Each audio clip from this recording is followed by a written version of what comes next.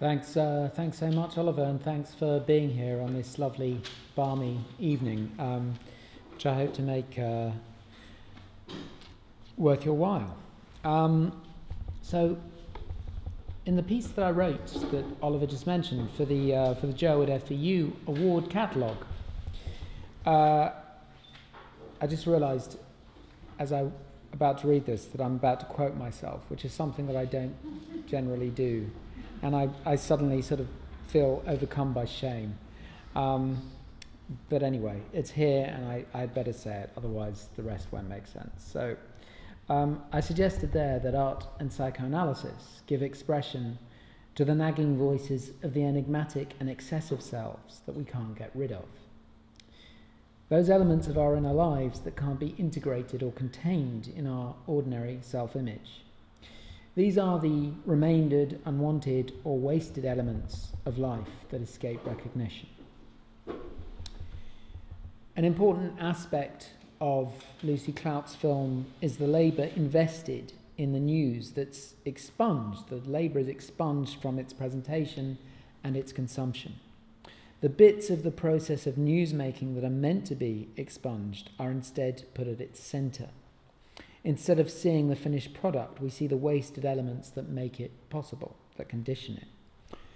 And Mariana's film is full of images of waste, notably the dramatic, climactic representation of the rush of blood from Emma Eckstein's nose, or rather of red crepe from a massive papier-mâché nose, that is described in Freud's famous dream of Irma's injection.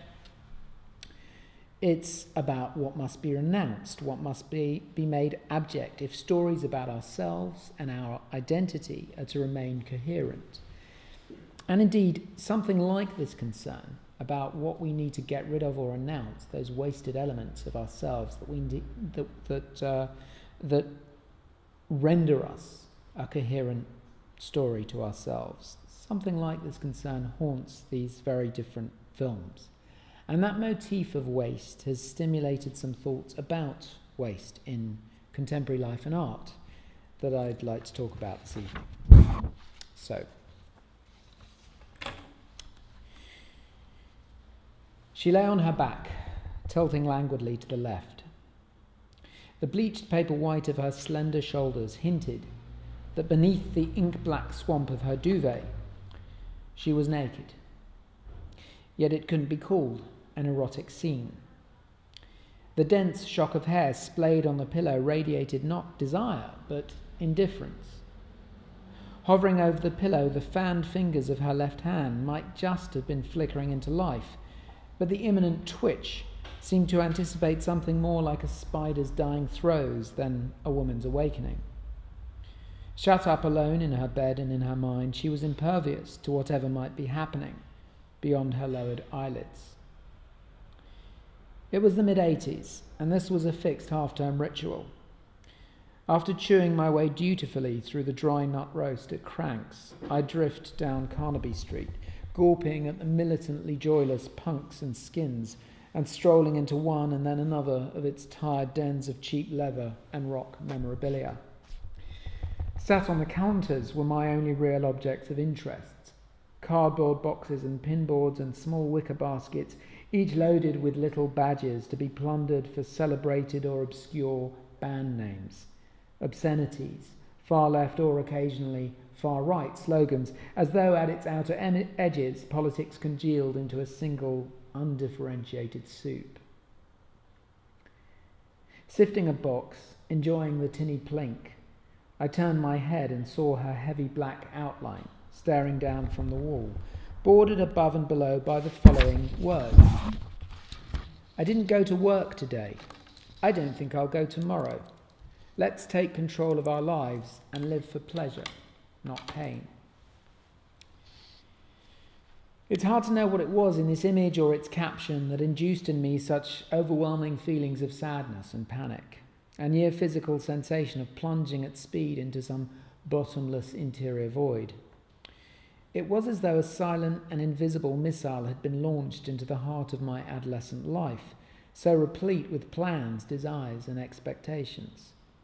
From this moment, a slow-release mechanism seeped a kind of inertial dust into my busy, purposeful days.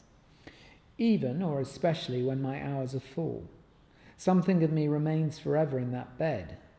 Not with her, it's not that kind of fantasy, but perhaps in an adjacent bed, sunk into a permanent lassitude, the two of us mutually oblivious to one another or anything else, and above all to the imperative to work, in any sense of the word.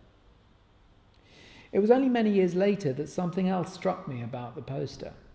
Its uncannily Freudian sense of pleasure as undisturbed quiescence. Pleasure is sleep, and when you wake up, the poster implies, anticipating the great formulation of Lebowski's very disturbed companion, Walter Sobchak. When you wake up, you are entering a world of pain. But entering this world of pain seems today to be the sovereign imperative of our politics and our culture. Successive governments, left and right of centre, have been intent on keeping us all busy from as early to as late in life as possible.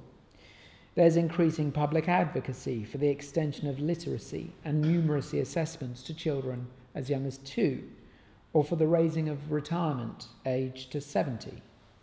Disability benefits have been heavily cut amid ever more stringent and ill-informed bureaucratic assessments.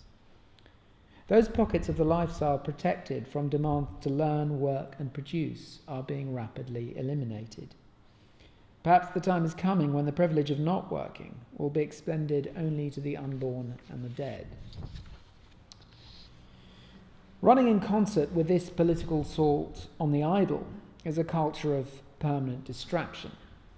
From earliest infancy, our eyes, ears and nervous systems are assailed by an unbroken stream of images and information beaming from TV, tablet and mobile screens.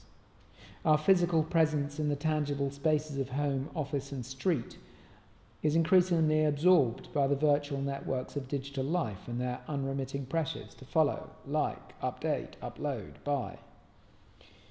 The intervals away from our network devices induce feelings of abandonment and emptiness. The anxiety of an hour not already spoken for seems increasingly difficult to bear.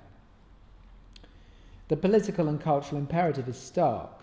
All our time must be put to work. Every moment of a given day, every phase of a given life must be accounted for. Idle time, time without content, is a source of contempt, confusion, and terror. One of the most potent images of our terror of time without content to have emerged in recent times took the form of a news package that spread virally during the English riots of August 2011. An interview with 2 adolescent girls, swigging rosé in the wreckage of the Croydon morning, formed the soundtrack to footage of a razed furniture store, flames still blasting from its gutted windows. They speak of the pleasure of lobbing missiles and looting shops, then switch abruptly into blaming the riots on the Conservatives and declaring that they're showing first the police and then the rich people, the owners of the looted businesses, that we can do what we want.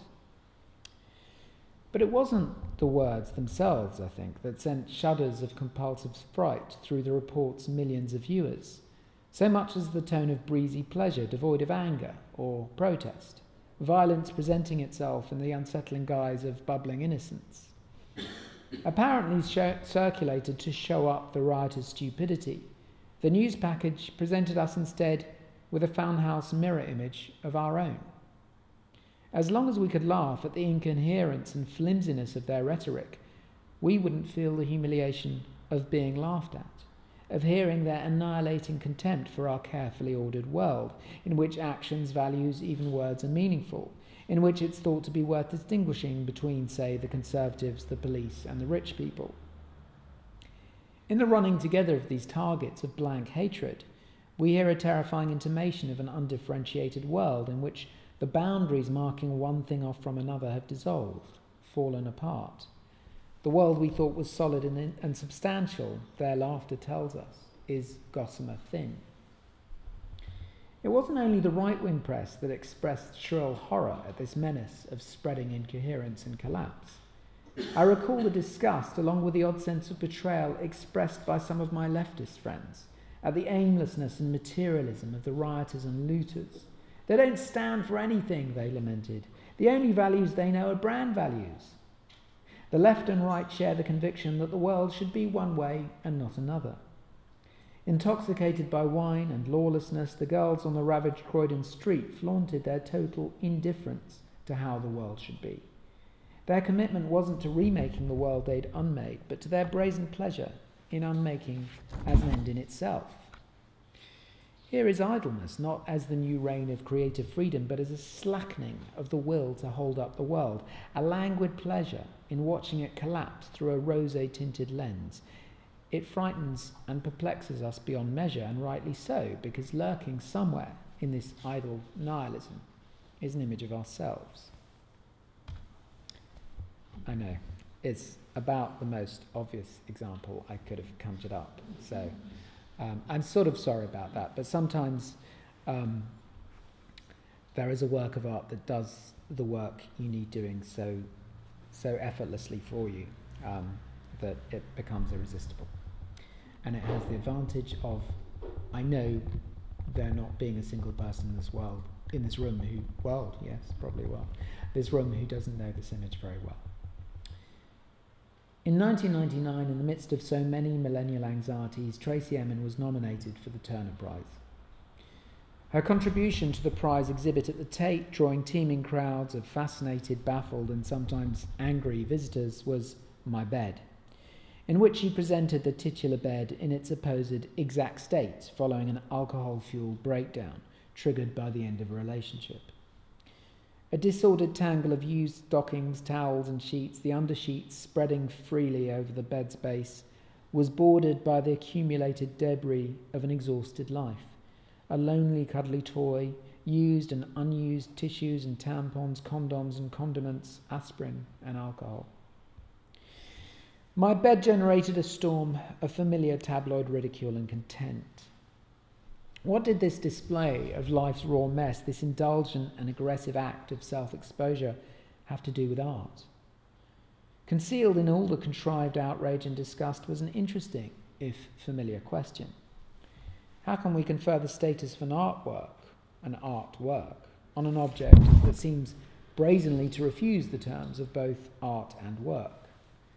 The Greek word poiesis defines the creative act, whether in natural or in human life, as a making, a transfiguration through work of one thing into another. Informally known as a unmade bed, not only did Emin's bed show no evidence of being made, it seemed to be the statement of a refusal to make anything. Its startling gesture was to leave the formless detritus of her disintegrating life undisturbed, strewn with no thought to their harmonious arrangement, to inducing aesthetic pleasure in her viewer. That this impression of disintegration was actually the effect of painstaking and artful work on Emin's part only amplifies its shocking indifference to the task of pleasing us. This is work that refuses to do any work, intent on cancelling out its own efforts. My Bed served as a lightning rod for the rage and disgust as well as resentment the inertial state is apt to provoke in us. The noisy hatred and fascination with which it was greeted suggests the profoundly ambiguous status inactivity has in our culture. Our journeys to work are cast in the shadow of advertising hoardings, emblazoned with images of taut, oiled limbs and glassy faces, basking in the sun, stirring our desperate envy and longing as we stare down the barrel of the grinding day to come. In such moments, the idle state seems the most desirable and precious commodity, the Sabbath that would restore us to the world, enabling us to work and love once again. But idleness is also the demonic rebel against the pieties of love and work, the siren call to forget the world and fall into the voluptuous embrace of oblivion. I didn't go to work today. I don't think I'll go tomorrow.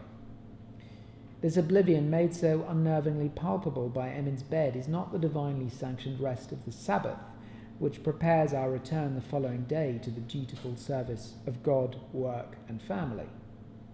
It's closer to the tohu vabohu that opens Genesis, the terrifying waste and void that preceded the creation of the world. Emin's bed provokes a horrified recognition of a scene playing itself out invisibly and secretly in each of us, a spot in us that in the midst of our purposeful lives of action and progress would surrender to entropy, to the dissolution of all order and meaning of life itself. From the Bible's reproaches and warnings to the sluggard, to our tabloids' bilious rages against economic migrants and benefit cheats, inactivity has always been a source of dire prophecy and bitter invective. In these figures of shiftlessness and entitlement of other, easier lives lived at our expense, we see the versions of ourselves we fear and repudiate, images of our shaming desire to sink into the inertia and indifference of sleep. The very idea of such a desire, to which Freud gave the name of the death drive, seems strange and counterintuitive. And yet, who hasn't felt, at some point other in the course of a life, or even a day, some hint of a death drive, of an impulse to cancel out all impulses, to annul all disturbances, all demands, all efforts? For the later Freud, the drama and pain of life is rooted in the uneasy coexistence between this drive to quiescence and the drive to grow and change. We can see this drama unfold in any individual life, but equally in the broader history of the world. What we often mean by history is the realm of significant events, of transformations in the lives of cities, nations, and empires, and in political, economic, and social relations. This is the realm of purposeful and transformative action, and as such we take it very seriously. We teach the great historical names and events to children, we build monuments to them, and preserve them in collective memory. Its history is defined by work and struggle, by the ways in which human beings have striven to expand, change, and master the world around them. In the making of history, we might say, time is used, it's put to work. Whereas, suggests the great French writer and critic Maurice Blanchot, art, and especially modern art, so often stirs fear, anger, and fascination because it questions and even mocks this life of action and purpose. Art, he reminds us, acts poorly and little. It's clear that if Marx had followed the dreams of his youth and written the most beautiful novels in the world, he would have enchanted the world, but he would not have shaken it. It is capital that must be written, not war and peace. Now, this isn't to be taken as a conception of art as apolitical or as a kind of aestheticism. Blanchot is suggesting something more subtle, that art's political force lies precisely in its renunciation of work, of participation, of activity, in its will to unmake, to undo, to unwork, rather than to make. I'll say more about this a little later. Poetry makes nothing happen, W.H. Auden famously writes, echoing the objections so often levelled against art by men and women of action, that in dedicating itself to an imaginary world, it impoverishes the real one. Next to the purposeful life of the active makers of history, the wasteful life embodies a kind of anti-history, a rejection of transformation and progress, a commitment to going nowhere. The idler rejects purposeful and useful activity, along with the wish to play a serious part in worldly affairs. Since at least the Romantic era, the idler has been the prevalent stereotype of the artist, the louche, stylishly dishevelled bohemian, dreaming away the hours in airy fancies and high-flown chatter. For men and women of action, whether the industrialists and statesmen who seek to preserve the existing order of the or the activists and dissidents seeking to change it, this figure can be dismissed with indulgent tolerance or stern disapproval as an irrelevance, one who adds nothing of substance to the world. Perhaps this is what Martin Creed is hinting at in his wry slogan, "The whole world plus the work equals the whole world." Take works of art away, and the whole world remains just as it was. Can't not mention him in this context. Perhaps this is how Lebowski the man and Lebowski the film have acquired such a dedicated cult following. Like most of the Coen brothers' movies, it's an extended riff on itself, and perhaps on all art, as a waste of time.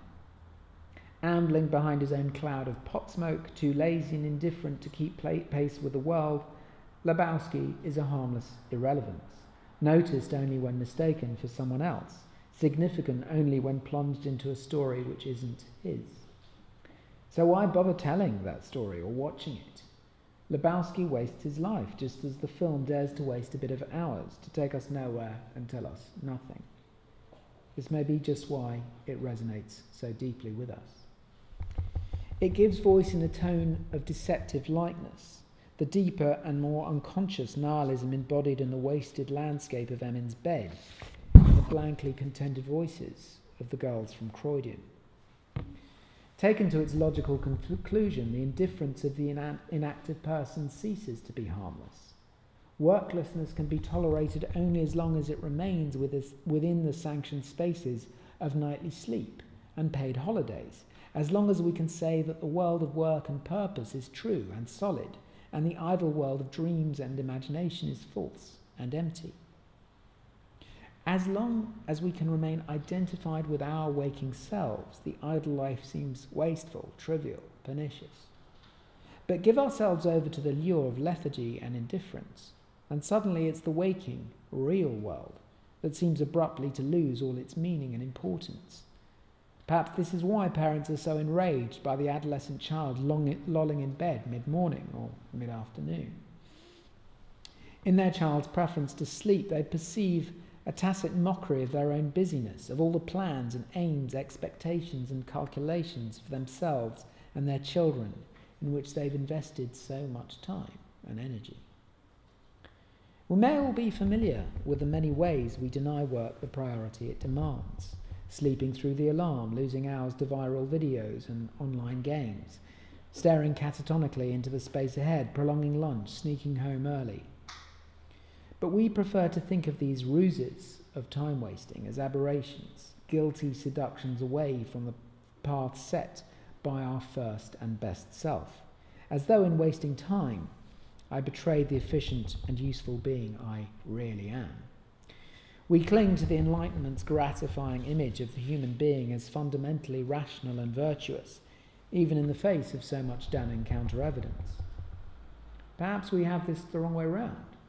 Perhaps the capacity we do have for hard work and productivity is instead wrested miraculously from the iron grip of lassitude and indifference. The fully formed human ego issues from a fundament of formless chaos, which Freud famously calls the id. The more or less organized self we show the world is a fragile artifact, a small pocket of coherence forged from a raging sea of violent and voracious impulses.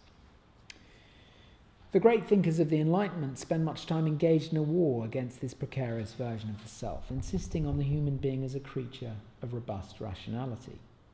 Ourselves, they posited, like our civilization, may undergo an infancy defined by dependence, ignorance, and irrationality. But the arc of the human story is one of progressive movement towards autonomy, knowledge, and reason. The true aim and destiny of the Enlightenment self is to understand and gradually master reality, rather than surrender to the dim, childish urgings of pleasure.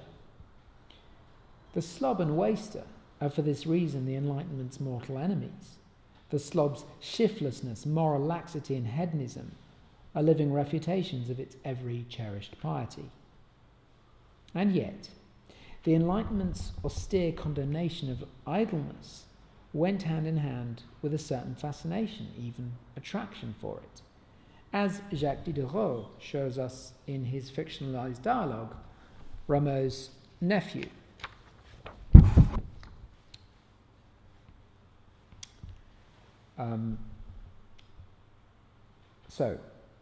As editor of the Encyclopédie, the first great modern encyclopedia, Diderot's life and work attest to his unswerving dedication to the moral and rational progress of the individual and the species. And yet, perhaps his finest literary creation is an epic slob and waster. Like many of Plato's dialogues, Ramas' nephew begins with a chance encounter that leads to an extended disputation on how to live. Unlike in Plato, The leading voice in the dialogue speaks not in the name of wisdom and virtue, but of dishonesty and vice.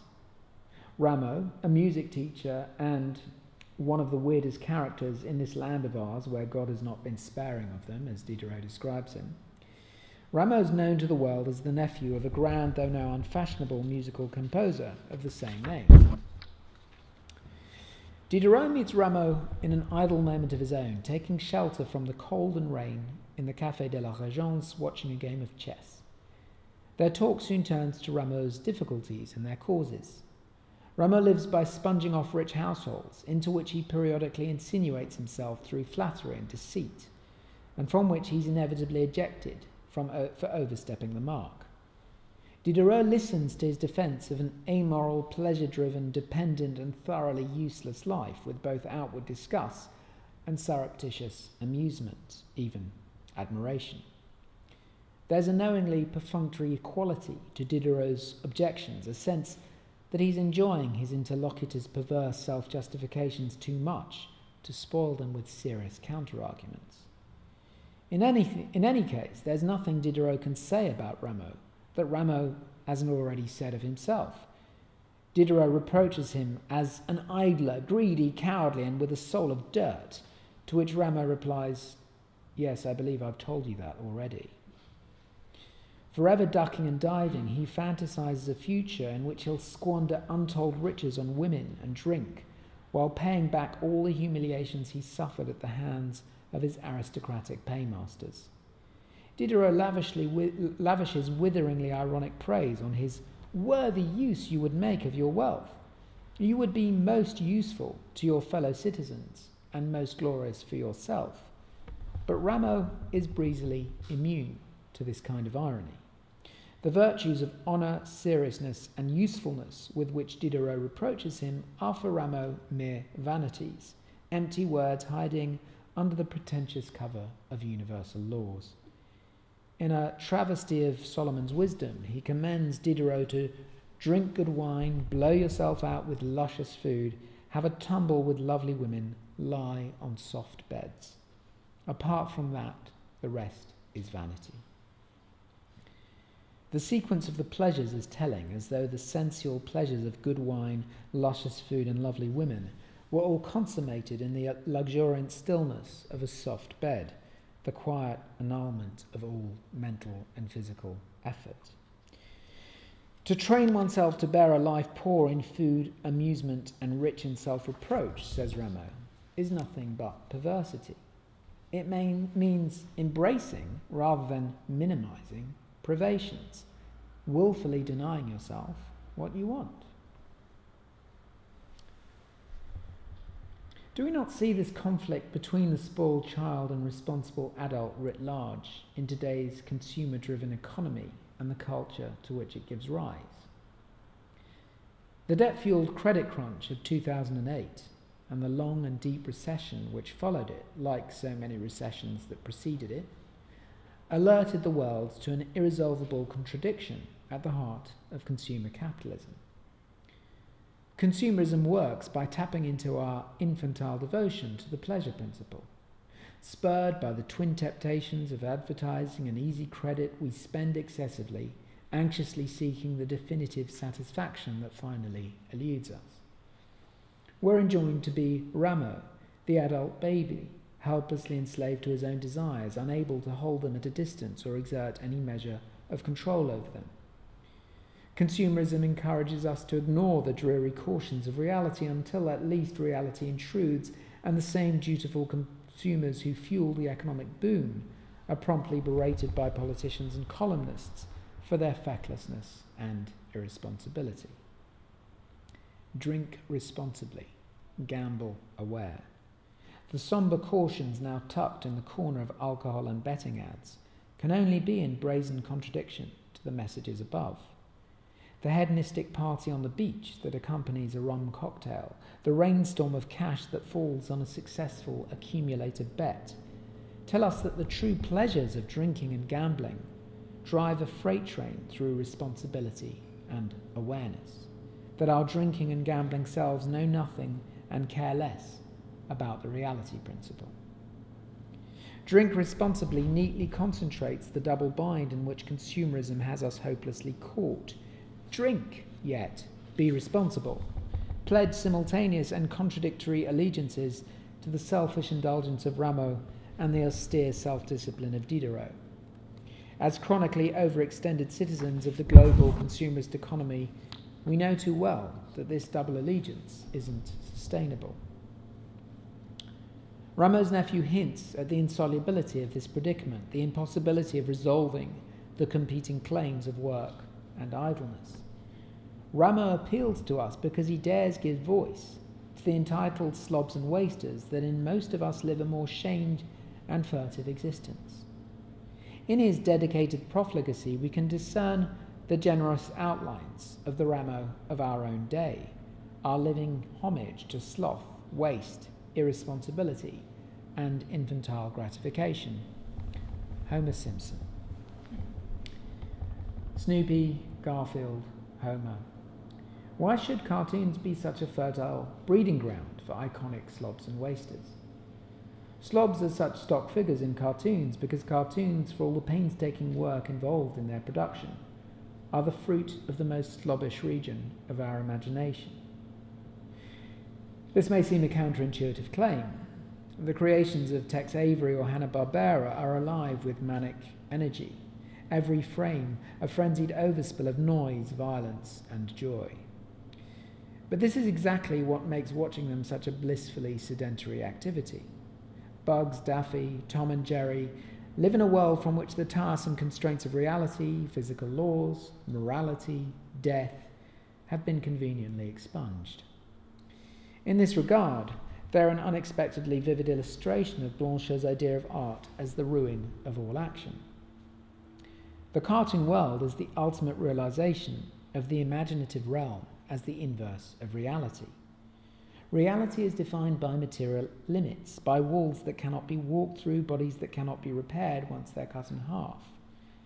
This world in which everything can happen is also one in which nothing can happen, in which there can be no definitive action.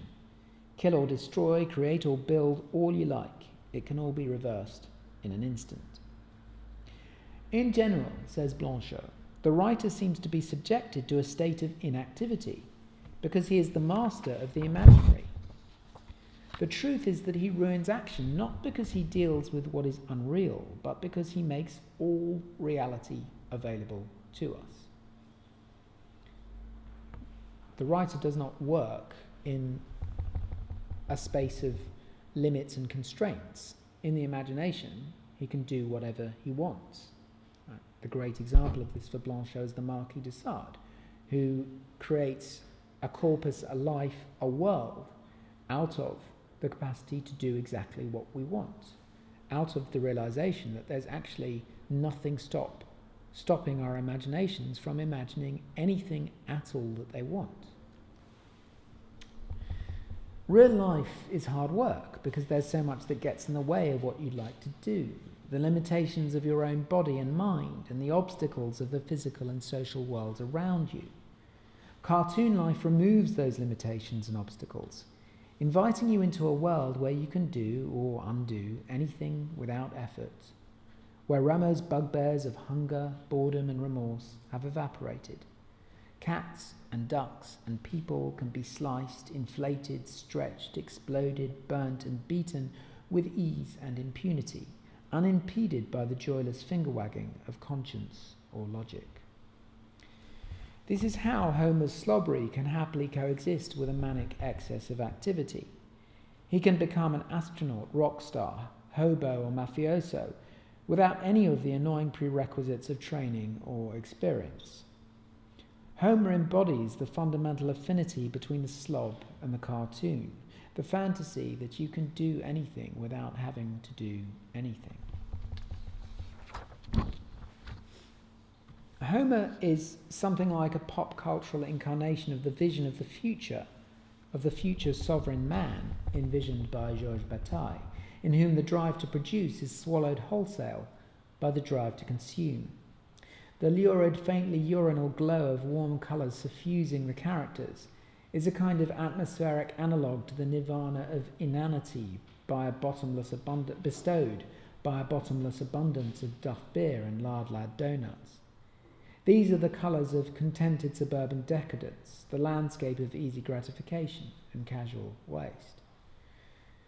Perhaps this is why the show is so enamoured of scenarios of apocalyptic environmental despoliation, usually triggered by Homer.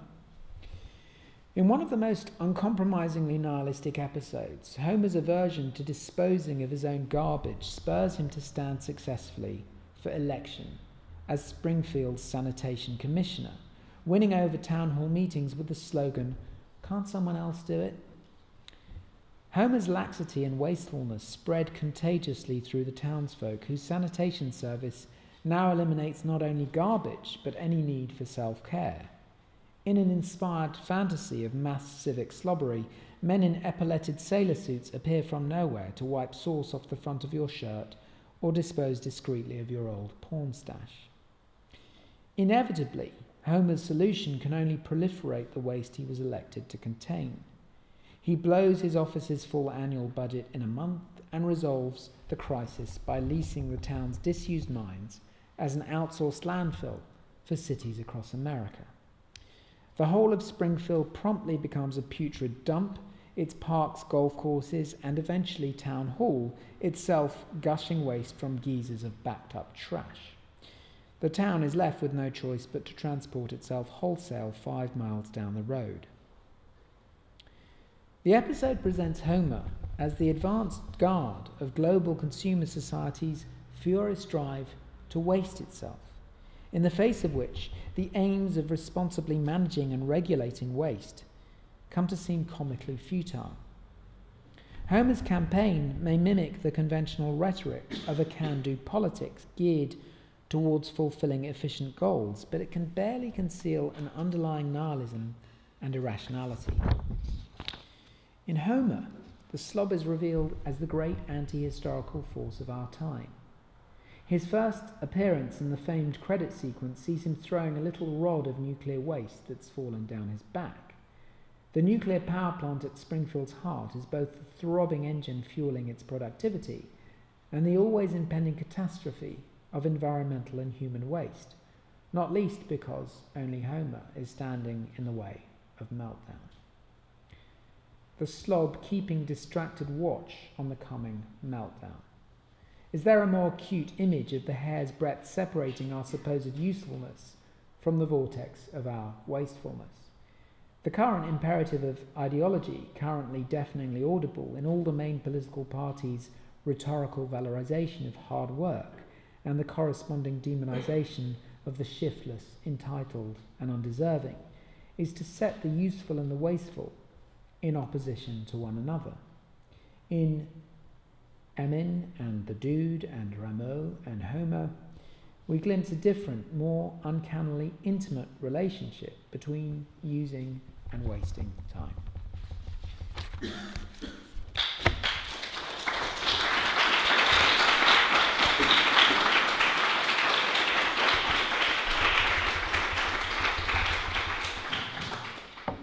Okay, great.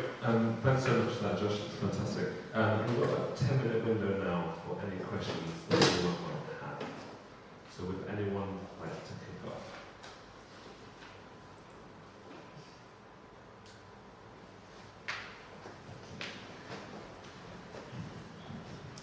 I thought this was good because I actually sacked off work tonight.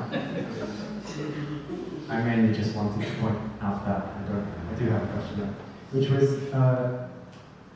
you know, some people have written lately about a kind of more radical kind of time wasting.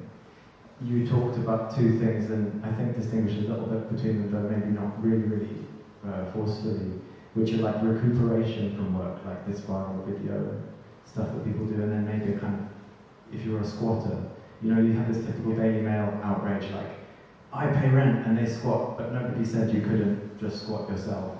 And that's kind of the thing you were talking about, this kind of dissolving of your symbolic universe or something.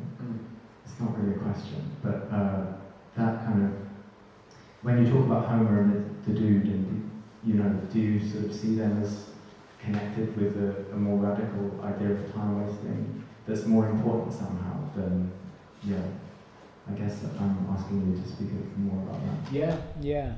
Yeah, that's great, and thank you for slacking off work as well. It's really getting into the spirit of it before it's even started.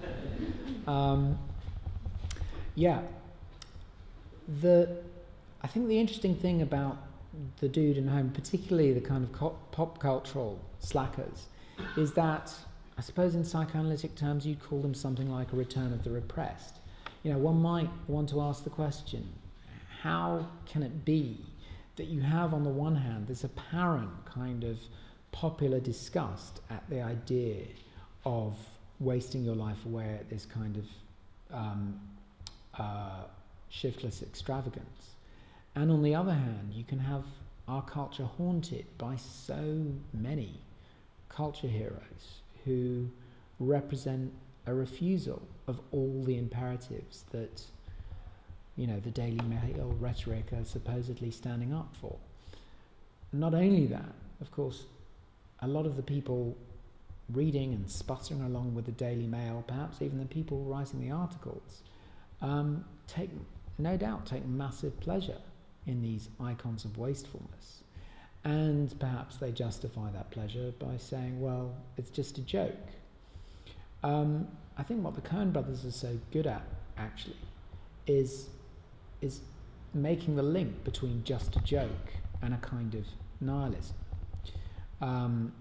That they insinuate this apparent kind of lightness into culture.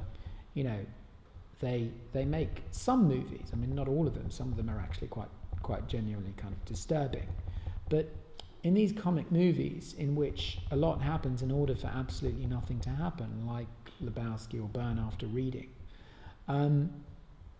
it's as though they present us with an image and a performance of our love of time wasting, a love of kind of draining away time, which is, I think, quite different from, as you say, something like recuperative time. You know, this is not about the movie as a bit of time out, a bit of recharging of the batteries.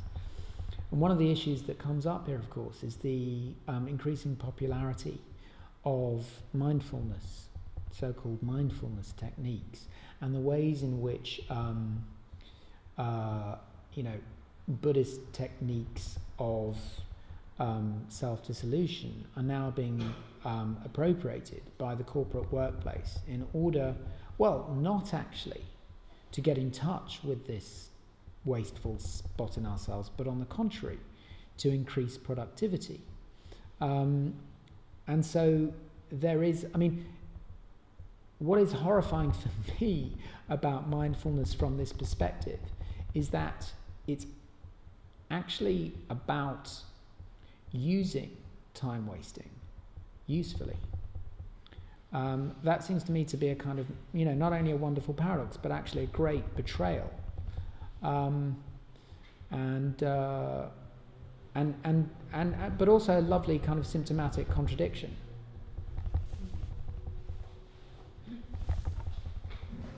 Thank you for a very interesting talk. What comes to mind is how do we define the work and what is expected from daily readers or those people. They define work as something going 9 to 5 or 9 to 6 or longer.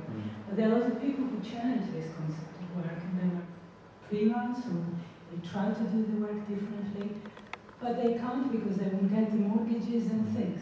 So there is the attempt to live alternatively, still work, still have the time for pleasure, but whether this would be possible, and also this kind of stereotypes that you are bohemian, if you want, in a kind of negative way, not in a positive way. So that was interesting to see how do we define work, and that's one-sided. I don't know whether you can answer, it's just a big comment. Well, it's really interesting because the last talk I did was just a few days ago, and it was at an ad agency, and I was asked to sort of talk about, I was kind of in relation to the stuff I'd done on the private life, and I was talking with these very young,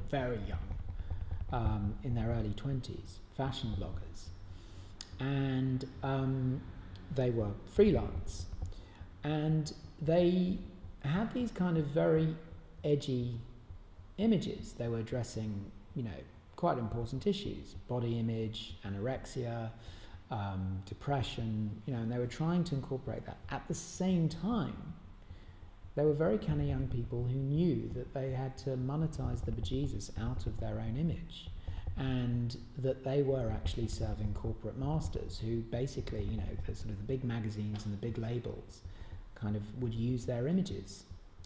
And,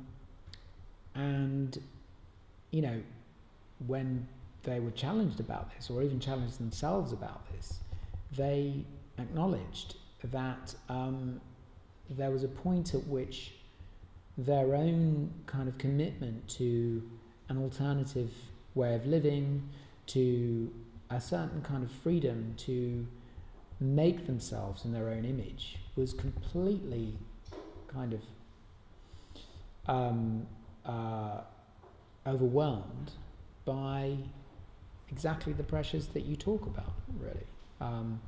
There's no way, she could of course have squatted, but there is this sense, absolutely, that the spaces in which one could carve out an alternative life, a life that isn't defined by the imperatives to work and produce, have been increasingly squeezed out, which is why perhaps they live on the margin, which is the margin of our imagination.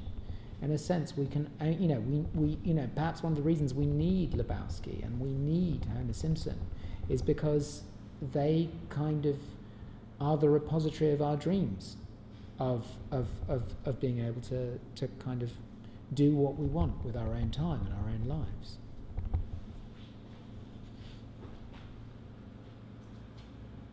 Thanks very much. It's been a great talk. I think this is a slight extension of what the previous person was saying. And again, I'm not sure if this is a question or just what came to mind during the talk was the ideas around motherhood, and I think a lot of I suppose in the main media it seems to be split into a sort of time and production potential wasting that motherhood represents, or it's some sort of idealistic containment job that mothers do. But I was very interested in a recent publication called, which I haven't read by the way, called Who Cooked Adam Smith's Dinner, which is a call for, just so that people know I'm having a conversation with myself, which is a call for consideration of voluntary work, of I suppose housework, if you like, to be given a value and included in the calculation of a country's GDP. And Adam Smith was an economic theorist who was, and his dinner was cooked by his mother, who he lived with for his whole life. And so I just wondered how that came into it, because you're right, we do need perhaps the Homer Simpsons, we do need the Big Lebowski, and we also need Tracy Emin and her bed, and probably her mother as well. Yeah, that's a great question. Particularly because I also come at this as a psychoanalyst who's very interested in mothers and the very early stages of life and the relationship between mothers and infants. And also, everything comes around again. This is a revival of the debate in 70s feminism about wages for housework, which I think takes on a new resonance in this context, in this kind of discussion that we're having now, because it does seem as though housework, or indeed the kind of the very different kind of rhythm of work as a mother, it's a different rhythm because, of course, it's controlled by something and somebody else. So it involves a kind of receptivity to another who you can't kind of direct in the way that you might like. I know something about this. So it's interesting that it doesn't get talked about in terms of our kind of broad repertory of forms of work. And when you think of all the different ways in which we've managed to monetize the different spaces of our lives and indeed of the world around us, you know, if you buy, if you pay for your pay and display ticket now, you'll find an ad on the back of the ticket. But somehow, you know, we haven't managed to do this very well. There is a certain kind of labour, a certain kind of work, which has been kept out of visibility, that's been kept out of our sense of what it is to work. And I just wonder if that's because there is so much affinity, really, particularly between the early stages of motherhood and time wasting. It's very difficult work, and I'm absolutely not going to idealize it or because actually it's the time wasting that paradoxically is so difficult. It's sort of the psychic, the obligation to psychically enter into somebody else's world and give into the world of a complete alien being, with whom there is no direct discursive communication, and immerse yourself in it. And there is something about that can't be rationalized or instrumentalized. And, you know, as for Adam Smith's Dinner, which is, you know, I mean, this is a much older infant that we're talking about, but maybe there is a kind of residue of that persists through life, that means that motherhood becomes, you know, is an example of an invisible kind of labour, invisible because it can't really be instrumentalized. You can't sort of turn it into a sort of discrete, usable unit of time.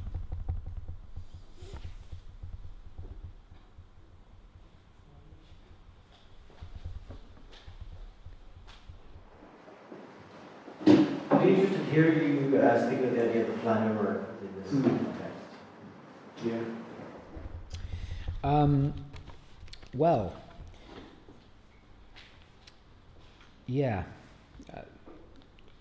I'm pausing only because it's such an important context. I mean, I presume almost everybody knows, but the Flener is the 19th century idea introduced by the poet Baudelaire of the kind of ragged bohemian city walker who kind of drifts aimlessly. So the Flener is in a way the kind of the paradigm of the waster, because he takes these walks, he navigates the city, but always without aim, without purpose, without direction. Except, of course, that's the purpose and that's the direction. But the thing that makes the Flener so relevant here is that he emerges from a culture that is the first instance, really, where where the world around us is experienced as massively overstimulated, kind of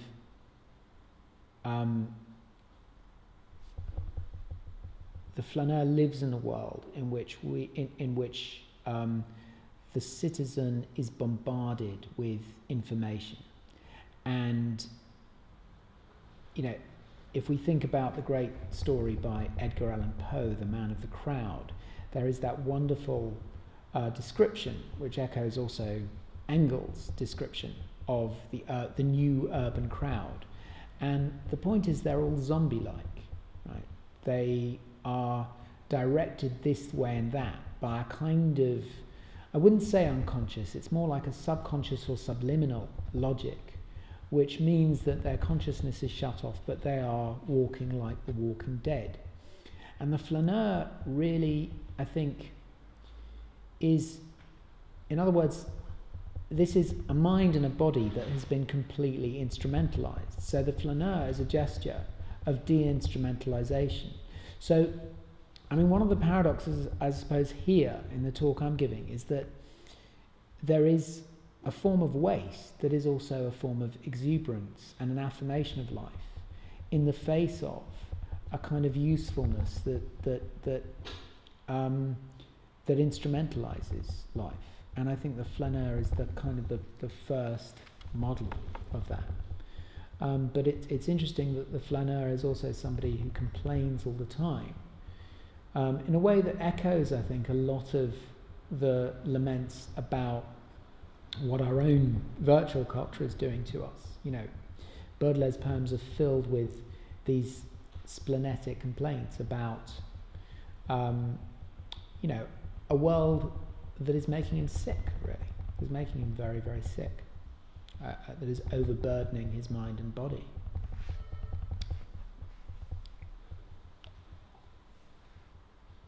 Was there one more? One, two, another? Okay, well, I might take the opportunity to ask one then. I thought it was really interesting what you're saying about Blanchot and this kind of political force that art might be said to have for him, and this kind of will to unmake, and work and undoing. But my question is and it kind of relates to what you were just saying, is that always negatively defined? So you have the kind of the imperative to work first, and then this kind of political force from art comes afterwards through the negation of that imperative, or is it like a prior affirmation of life, kind of tapping to what you were saying at the end there? Yeah, that's interesting. I mean, in a way, it's a question about what comes first. Yeah. Now, the Freudian line, which Blanchot invokes a lot, is that actually it's the inertia that comes first, and life is wrested from a prior inertia that we're always being kind of pulled back into.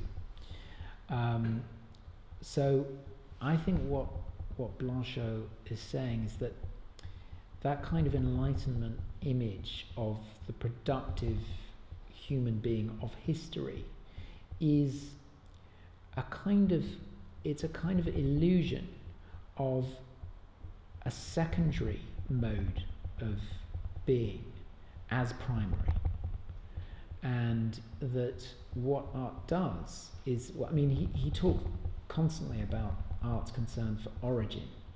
So what art does is it takes us back to a kind of impossible origin in which there is no kind of initiating author, there is no initiating actor, there is just this kind of suffocating neutrality, I mean, he talks about a kind of lassitude in being in which nothing is happening, and his feeling is that is where art takes us, really, that art's ultimate itinerary is always towards that kind of inertial, impossible beginning. So in a way it's not defined negatively in the way that it would in someone like Adorno, I think. Adorno would say always the social comes first, and then there is this kind of art is then this critique in the form of negativity that comes afterwards. I think that the difference from Adorno would be that Blanchot is saying that actually in some way art is taking you back to something more original, and the reason it can be so shocking and disturbing is precisely because it confronts us with an image of ourselves that we don't know at all and that we know very well. You know, so I mean that's why again, so you know, I want to bring in these kind of iconic, incredibly familiar figures like Lebowski and Homer Simpson, because we're so familiar with them, and yet you know they give us an image of ourselves that in ordinary waking life we say no, they're nothing to do with me. Thank you. Okay, we're at time now, so can I just remind you to, if you can, to fill in one of the visitor surveys. I'm really grateful if you can do that. And please join me in thanking Josh for a fantastic talk.